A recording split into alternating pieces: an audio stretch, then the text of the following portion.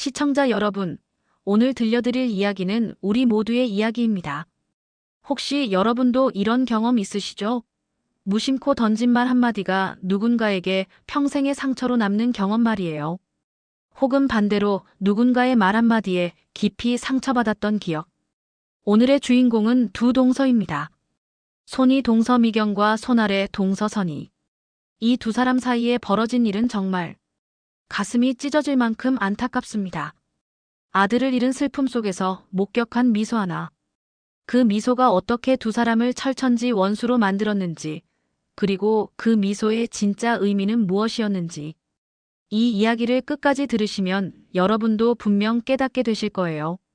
우리가 얼마나 쉽게 오해하고 얼마나 쉽게 말로 상처를 주는지를요.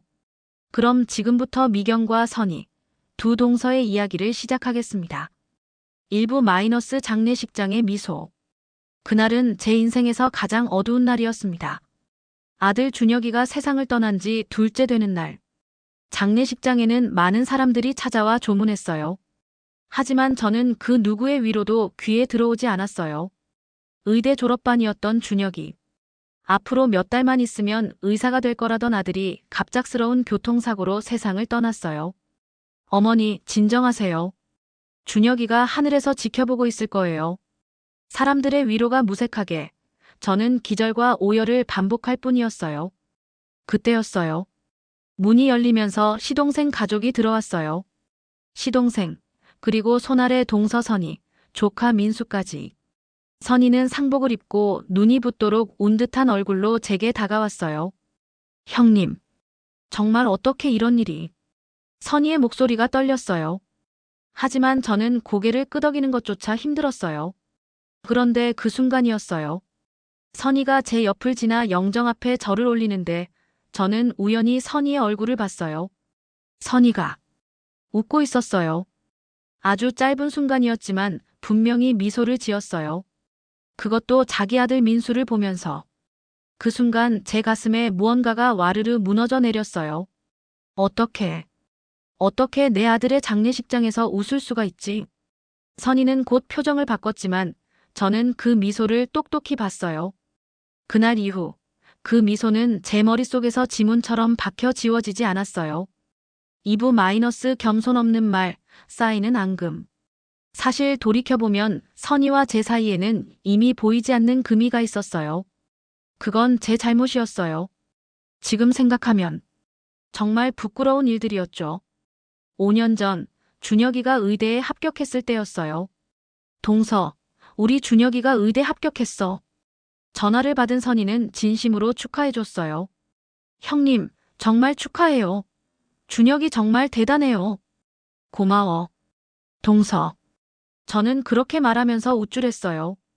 사실 자랑하고 싶었던 거죠. 그런데 1년 후 동서의 외아들 민수가 대학에 합격했다는 소식을 들었을 때 동서, 민수 대학 합격했다며? 축하해. 네, 형님. 고마워요. 그런데 어느 대학 붙었어? 의대 다니는 준혁이에 비하면 좀 그렇지만 서울에 있는 작은 대학이에요. 그래도 민수가 가고 싶어 했던 과라서 너무 좋아해요. 저는 그때 무심코 이렇게 말했어요. 뭐, 민수도 열심히 하면 좋은데 취직하겠지. 전화를 끊고 나서도 저는 별 생각 없었어요. 그냥 사실을 말한 것뿐이라고 생각했거든요. 하지만 지금 생각해보면 그 말이 선희에게 얼마나 큰 상처였을지. 그 후로도 저는 모임 때마다 준혁이 자랑을 했어요. 준혁이가 이번에 장학금 받았어. 그것도 수재들만 모인 의대에서. 아직 의사도 안 됐는데 벌써부터 신부감 러브콜이 사방에서 온다니까. 그럴 때마다 선희는 웃으며 형님, 준혁이 정말 대단하네요 하고 말했어요. 하지만 저는 몰랐어요. 선희가 그 웃음 뒤에 얼마나 많은 서러움을 삼키고 있었는지. 작년 설날에도 그랬어요. 온 가족이 모인 자리에서 시어머니가 물으셨어요. 민수는 취업 준비는 잘 되고 있니? 선희가 대답하기 전에 제가 먼저 말했어요. 어머니, 요새 취업이 얼마나 어려운데요. 우리 준혁이는 의대라서 걱정 없지만 민수는 쉽게 되겠어요? 그 순간 선희의 얼굴이 굳는 걸 봤어요. 하지만 저는 그냥 웃으며 넘어갔죠. 지금 생각하면 제가 얼마나 배려 없는 사람이었는지. 3부 마이너스 철천지 원수. 장례식 이후 저는 선희를 볼 수가 없었어요. 아들을 잃은 슬픔도 컸지만 그날 본 선희의 미소가 자꾸만 떠올랐거든요. 내 불행을 고소해하며 비웃는 거야. 내가 그동안 준혁이 자랑한 게 그렇게 꼴 보기 싫었나? 밤마다 그런 생각이 들었어요. 49제가 끝나고 한 달쯤 지났을 때 시댁 대소사가 있어서 가족들이 모였어요. 저는 선희와 마주치지 않으려고 애썼지만 결국 부엌에서 마주쳤어요. 형님. 선희가 조심스럽게 말을 걸었어요. 그동안 많이 힘드셨죠? 제가 자주 찾아뵙지 못해서 미안해요. 저는 차갑게 대답했어요. 됐어. 바쁜 사람이 뭐하러 와? 형님, 제가 잘못한 게 있나요? 잘못? 동서가 뭘 잘못했는지 모르겠어. 제 목소리가 높아졌어요. 참고 있던 게 터진 거예요.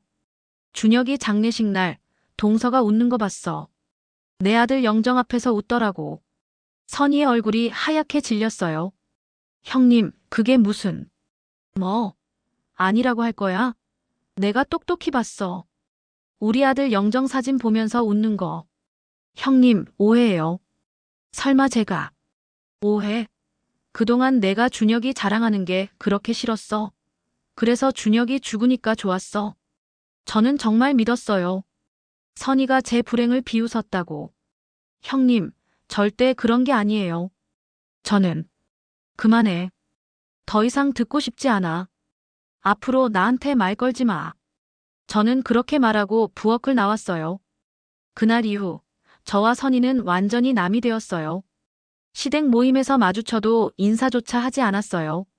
서로를 철천지 원수처럼 대했죠. 사부 마이너스 돌이킬 수 없는 관계. 3년이라는 시간이 흘렀어요. 준혁이 없는 삶에 조금씩 적응해가고 있다고 생각했지만 여전히 힘들었어요. 선희에 대한 원망도 여전했어요. 어떻게 사람이 그럴 수가 있지? 내 아들 장례식에서 웃다니. 남편은 제게 말했어요. 여보, 이제 그만 좀 해. 재수 씨가 정말 그럴 사람이야? 오해일 수도 있잖아. 당신은 몰라. 내가 똑똑히 봤다니까. 그래도 가족인데. 가족? 그런 사람이 무슨 가족이야? 저는 귀를 막았어요. 누가 뭐래도 제 생각을 바꿀 수 없었거든요. 그런데 속으로는 이런 생각도 들었어요. 내가 너무 심한 건가? 아니야, 분명히 웃었어. 내가 본 게 맞아. 하지만 동시에 이런 생각도 들었어요.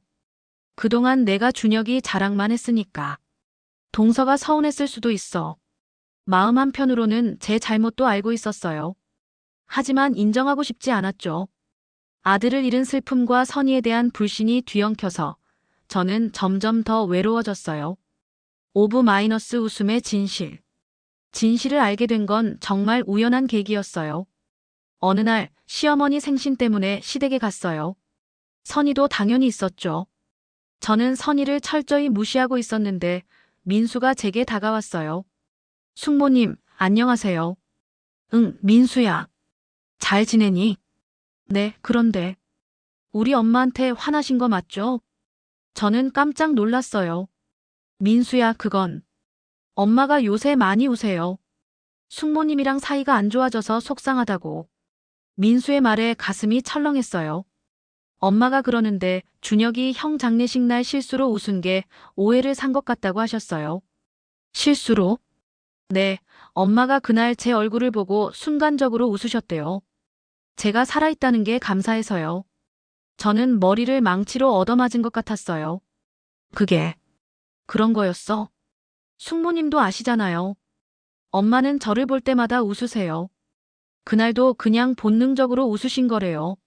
민수는 계속 말했어요. 그런데 엄마가 더 속상해 하시는 건 다른 거예요. 숙모님이 예전에 하신 말씀 때문이에요. 내가 한 말. 제가 대학 합격했을 때 숙모님이 친척들에게 은근히 저를 무시하고 오히려 준혁이 형을 자랑했던 거요. 저는 숨이 막혔어요. 엄마가 그 말을 아직도 기억하세요. 평생 잊을 수 없는 상처래요. 민수야. 숙모님, 엄마는 숙모님을 미워하지 않아요. 그저 서운할 뿐이에요. 그리고 준혁이 형이 그렇게 돼서 정말 슬퍼하세요. 민수가 떠난 후 저는 한참을 그 자리에 서 있었어요. 6부 마이너스 깨달음. 그날 밤 저는 잠을 이룰 수 없었어요. 민수의 말이 계속 머릿속을 맴돌았어요. 순간적으로 웃으신 거래요. 제가 살아있다는 게 감사해서요. 그렇구나. 선희는 자기 아들을 보면서 본능적으로 웃은 거였구나. 저도 그랬잖아요. 준혁이를 볼 때마다 그냥 좋아서 웃곤 했었어요. 내가 오해한 거였어. 그보다 더 충격적인 건 제가 했던 말들이었어요. 우리 준혁이는 의대인데. 이름 없는 대학. 우리 집안에도 의사가 있어 든든해. 하나하나 떠올릴 때마다 얼굴이 화끈거렸어요. 내가 얼마나 배려 없는 말을 했던 거지. 얼마나 교만했던 거야. 3년 동안 선희를 원망했던 시간들이 부끄러웠어요. 선희가 저를 비웃은 게 아니라 제가 선희를 아프게 한 거였어요. 겸손하지 못했던 제 모습, 자랑만 늘어놓던 제 모습이 너무나 창피했어요. 내 교만함이 죄였구나. 저는 이불을 뒤집어 쓰고 울었어요. 7부 마이너스 조심스러운 손 내밈. 다음 날 아침, 저는 선희에게 전화를 걸었어요. 떨리는 손으로 번호를 눌렀어요. 여보세요? 선희의 목소리가 들렸어요. 3년 만에 제대로 듣는 선희의 목소리였어요. 동서. 나야. 형님이세요? 나 좀 만날 수 있을까? 할 말이 있어. 긴 침묵이 흘렀어요. 그리고 선희가 대답했어요. 네, 형님. 우리는 조용한 카페에서 만났어요. 마주 앉은 선희는 많이 야위어 있었어요.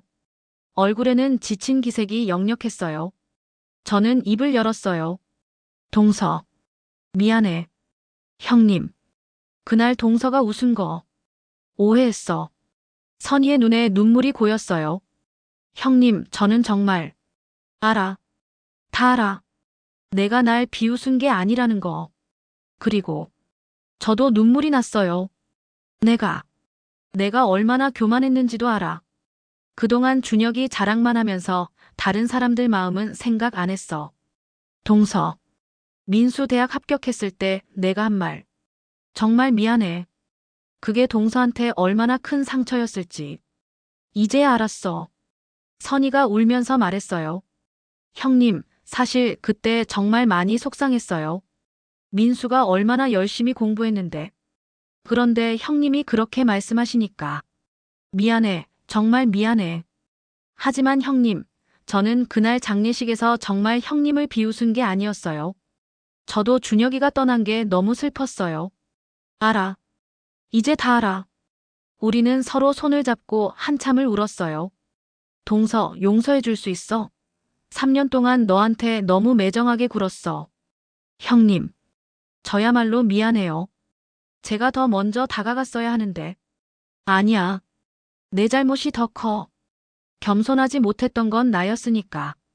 그날 우리는 오랜 시간 이야기를 나눴어요. 그동안 쌓였던 오해들, 서운했던 마음들, 그리고 서로에 대한 미안함까지.